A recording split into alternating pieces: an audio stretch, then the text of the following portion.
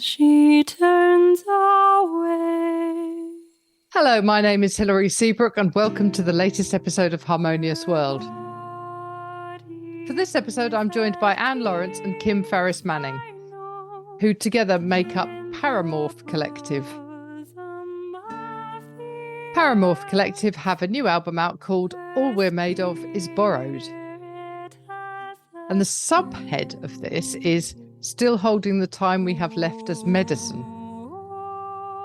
It's very, very interesting.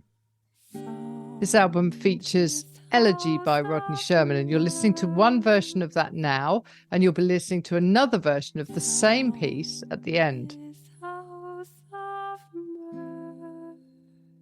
Welcome to Kim Ferris Manning and Anne Lawrence from Paramorph Collective. Welcome to Harmonious World. Thank you. Thanks for having us. That's okay. So I have been listening to this amazing album. It's called All We're Made Of Is Borrowed, but then there's a subheading, which is Still Holding the Time We Have Left as Medicine. You have a lot to explain. But it's a fascinating album. So can you explain to my listeners a little bit about what, I hate to say what type of music this is, but where this music comes from within you? It comes from experimenting. So I think what we started to do was you came from like different subjects that we wanted to put in music or different emotions, and then the music just came out as it was. Some of the pieces have been written or not written by us, not composed by us, so it's pieces that we felt connected to, so we wanted to put them in the album. And then we decided to also ask someone to write a piece for us, so we commissioned a composer from the States to write a piece for electric guitar and an organ, like a synthesizer organ that they've built themselves online digitally. And after that, we decided, and we also wanted to, in between all those pieces, to insert some of our own compositions. And we had a little residency a year before the recording of the album, so in 2021, and we just started to improvise, or also to write some words and then collaborate and send. Since we were living together for a week, we would just edit everything together, and then when we were stuck on one of the pieces, then we would give it to the other one to see if they would come up with something new.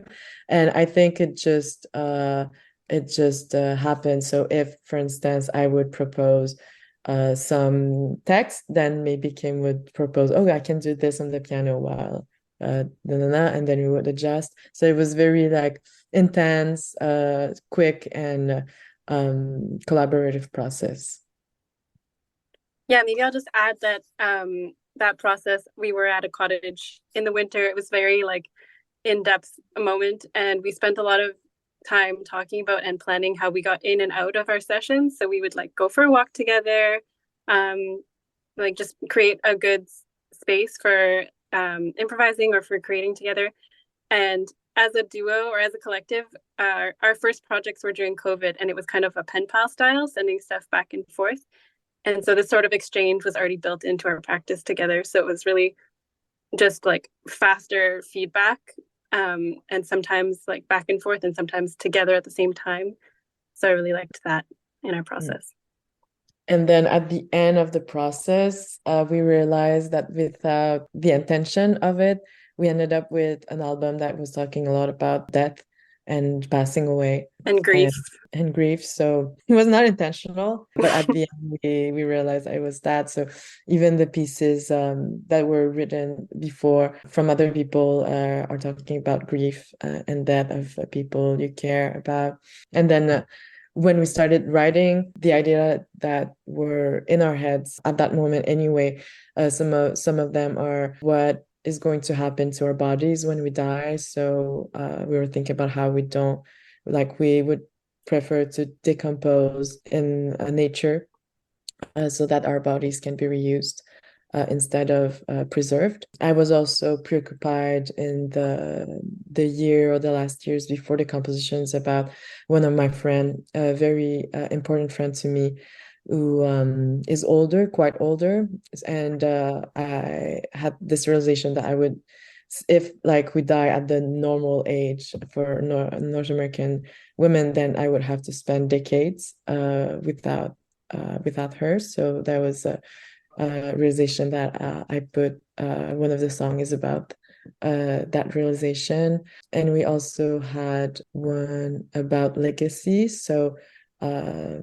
the parallel between legacy, the passage of the knowledge, and how it goes through the people, through birth and dying. So there's also of this concept of rebirth and growth associated with the death and passing. How did you two meet? Because these are some very deep, very, very deep lyrics, and the music obviously comes from a very intense place. Now, you don't get that connection with just everybody. So how did you meet? When, have you known each other a long time? How did that happen? We first met in 2017 at the Toronto Creative Music Lab. So it was a summer workshop. Unfortunately, it doesn't happen anymore, but it brought together composers and performers for like a 2-week intensive. Also, we are both very intense people, and so all of our life is an intensive. But so the first time we met was at that workshop, and we were just like friends. And then a couple of years later, we were both part of the Canadian Music Centre Class Acts workshop, which pairs composers with guitarists because there's not a lot of music for classical guitar. And Anne, as a guitarist, got to choose who to work with. And from what I understand, she'd already worked with everyone else except for me. So she was like, okay, let's try.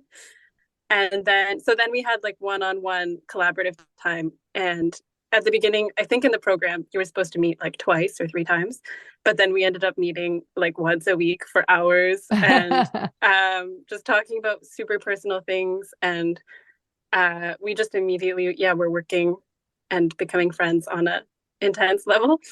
And then since then, we've done projects together and just hung out and asked questions.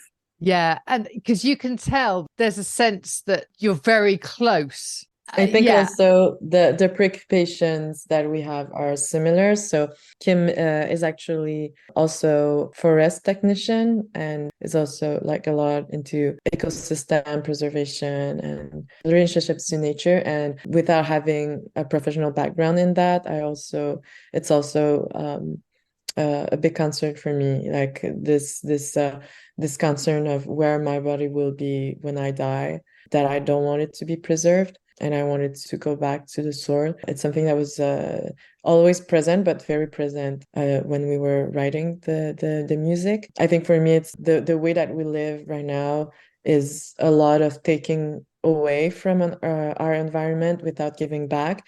And I feel like even when we die, we don't even give back the cells and all the matter that is our body, because we try to preserve it so much and it doesn't go back to the soil. So all this ecosystem, nature and connection was also quite strong during the process and throughout all the compositions. I think also like some of the themes that it's cool that you're saying you can hear the sort of trust and vulnerability that we share as artists. I think some of that also comes from the creation process, and like the topics are also about this, but then also to be able to trust each other. I remember because we were both kind of like writing poetry at 2 a.m, and like sometimes we're like, I don't know, do you want to read this? And then just that friendship and like freedom to try stuff that we haven't done. Also, we were experimenting with new instruments and just seeing what was possible. So really experimentation, but like in terms of what ideas you allow to come, what sounds you play with, how far you're going to go with stuff. I think what I like about our collective is that we trust each other and allow each other to go and like, support each other in that. So at this point, I would really like to play an extract from the track, which is called The Time We Have Left. Okay.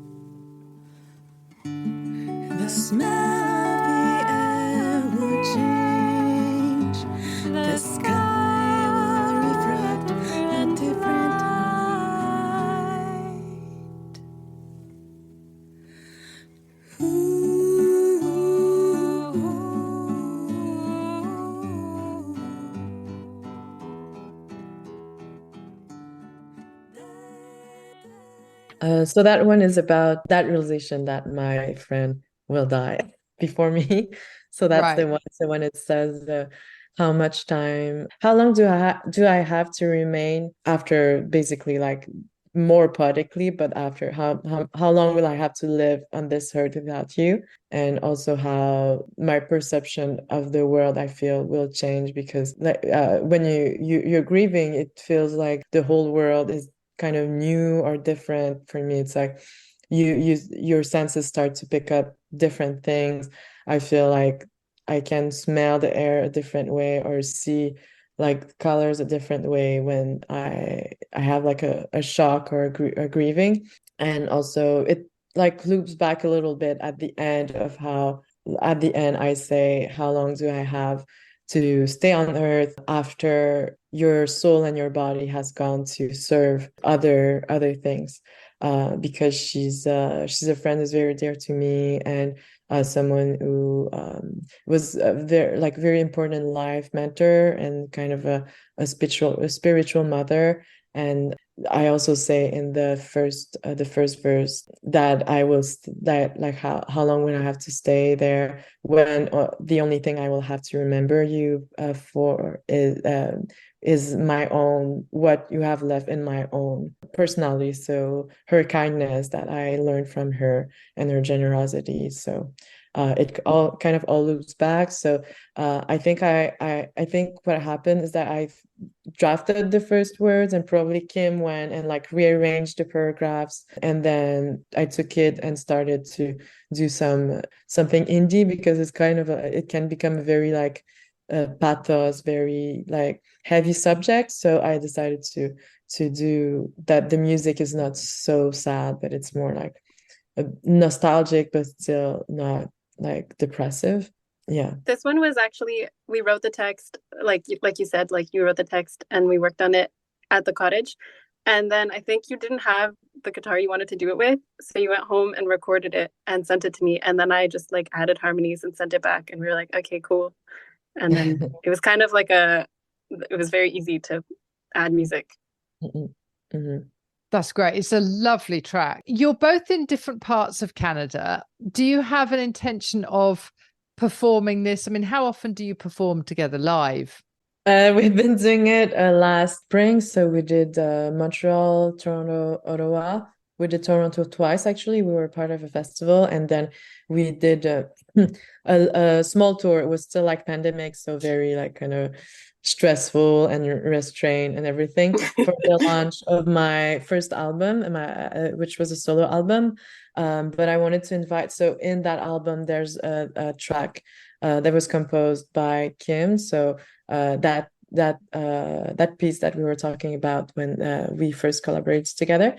And when I toured, I thought it would be very sad to tour alone. So I wanted other people who were involved in the album to come with me. And then I thought like it's not so interesting to just play the tracks on your album launch of your album. So since Kim was there, we decided to play a couple songs from that album because we already had composed them, but we just didn't have recorded them. at that time. So yeah, for sure. I think we're probably gonna look into it. But the problem with all of those songs is that they're all different instrumentations, and we're all Yeah. me too. When we did perform it, I think we did a 4-hour sound check the first time. So we did do like a little pre-album launch party I live at a farm, so we did it in the barn, and we kind of we played the tracks, we set up cushions and tea and snacks, and people listened to the album. But I mean, I'm super down to perform some of them, just maybe not all of them in one show. Right. And I guess they would be different just because you don't have the same instrumentation all the time. And but they still would be the same, have that same essence. Yeah. Depends. Yeah, and some of them have some improv. So yeah, we like giving it a new life each time. It depends though, because for instance, Margot's piece is based, so the middle one, Fruiting Parties, is a very long piece, and the sonic material is based on electric guitar feedback. So this one, without electric guitar or proper amps to make interesting feedback, then it's hard to, like, you kind of lose the point of the piece, because it plays on in between the relationship between the guitar feedback and then this synthesizer that was built from scratch with software. Yeah. A year ago, we did do like a little demo practice run of that piece at my grandma's retirement home. And because of people's hearing aids, we didn't want to do feedback.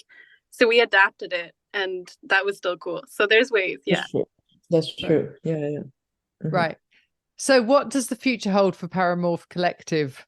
We have very busy overall life and objectives and all. So, but for me, I think we've talked about like trying to submit, because now we just had the album, so now it's easier to promote for festivals and concerts and shows. So it would be great to play those pieces, and for sure I'd like to compose more. So it would be great. Mm-hmm. We also we've been talking to some friends of ours who have a duo about maybe doing a duo of duos collaboration.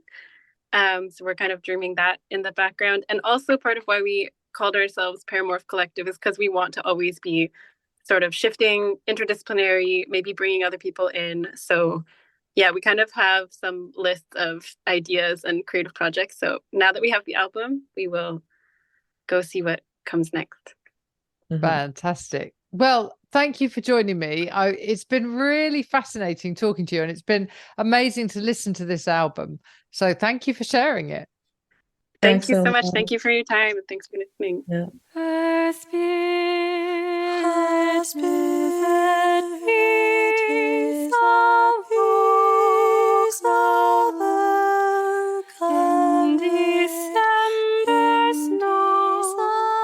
So what you're listening to is the second version of Rodney Sharman's Elegy.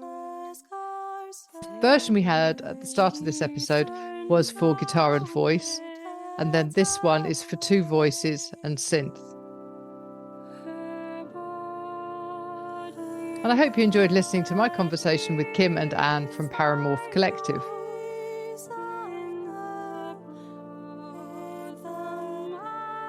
Don't forget that you can rate and review and share this podcast, and that really does help. And also, you could become a subscriber for just a few pounds or dollars a month, and that would really help me to keep going and keep interviewing some amazing musicians. So I hope you have a very harmonious week.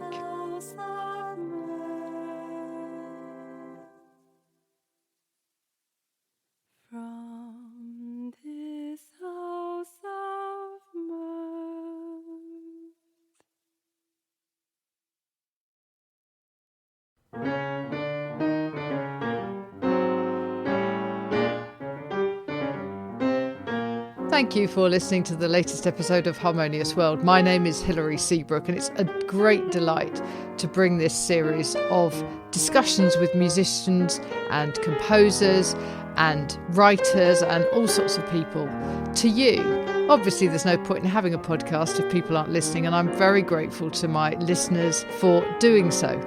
Thanks also to Joe English for composing and performing this new theme tune. So wherever you get your podcast, you can leave a review. You can share this with your friends and family, either as a link or on social media and that sort of thing. I'd be really grateful for that. Don't forget that you can subscribe now. There's a link wherever you get your podcasts. So have a great week, and please remember why I started this, which is just to try and make the world a little more harmonious. Thanks for listening to Harmonious World.